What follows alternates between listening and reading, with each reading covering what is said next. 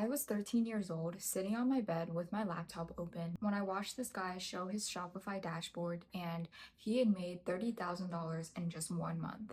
I thought I had finally found the secret to making money fast. But I didn't know I was going to spend the next few years finding and trying every single scheme on the internet. I've tried to open my own Etsy store and sell used clothes on Depop, as well as writing entries on Substack. And not surprisingly, all of them failed. So for those of you watching this video thinking it's going to be about how I utilize these get rich fast schemes and actually made it, then you're in the wrong place, because this video is actually about how I stopped believing that was all possible. The thing about get rich quick stuff is that it never looks like a scam when you're watching it, because it's framed more as if it was a blueprint to help you grow and succeed. Like something you could do too if you just followed the steps. And so when I was in middle school, I did what anyone else who had similar thoughts to me did. I started looking up tutorials on how to start my first Etsy store, and I was convinced that within a few weeks, my dashboard would have some crazy numbers on it. I came across the idea of selling phone cases. I got really into it, and I spent hours researching trends and keywords and tags before I would even start designing. Competitor tools helped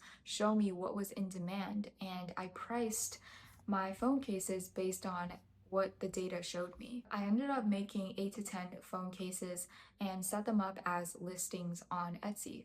And then I waited, and the reality was I averaged around 2 or 3 people visiting my store per week, and I never sold a single thing.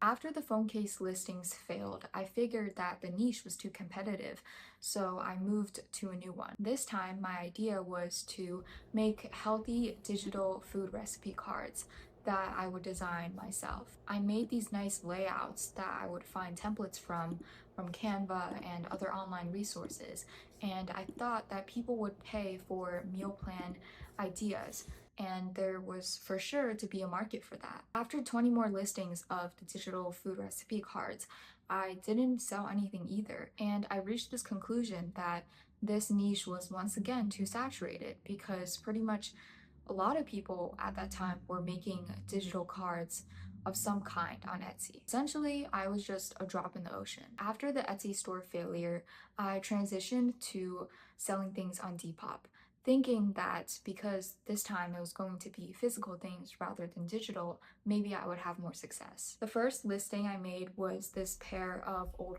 white Converses that I had from 2 years back. Some other listings that I made were these sweatpants that I never really wore, and just these random clothes I would find in my closet that I didn't really like. Within a few days, my pair of Converses were sold, and so were one of my sweatpants. I was able to make some pocket change. It wasn't a lot, but it was still something. After about 4 months of being active on Depop, I was able to make more or less $100, and part of me would have wanted to keep on going and even make more money. But I realized that there's only so many things that you could sell. It's extremely difficult to scale a business from a limited amount of resources. So after my Depop failed, I thought to myself, instead of selling things to people, what if I try to grow my own audience and build a personal brand of some sorts? So if I ever wanted to sell anything, I would already have a pre-existing audience to view it. So I was watching YouTube while I was eating, and I came across this video where this guy showed himself making tons of money by writing these weekly articles and posting them on Substack, which, if you don't know, is just a platform where anyone can post their own articles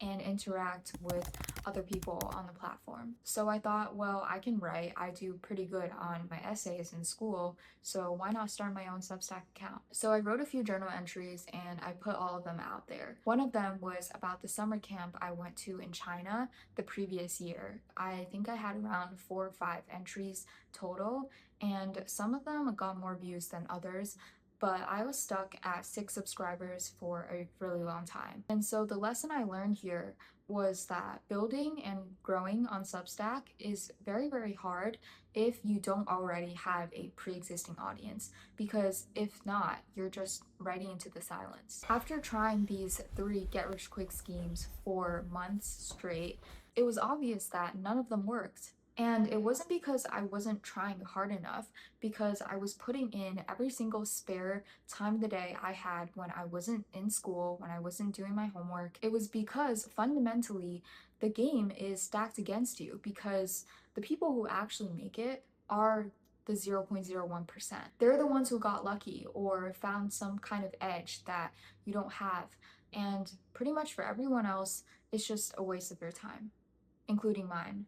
So I made the decision to leave all 3 of these platforms that I had started and leave them behind. In my first year of high school, I started pivoting towards something called science research, which is basically where you can choose any topic in the field that you want to study and educate yourself on it, so much so that you can create a poster or a presentation out of it and then submit those to science fairs, win awards, and potentially win lots of money. And for this, there's no such algorithm or trend that you're currently needing to chase. You just need to have a strong passion for what you're researching.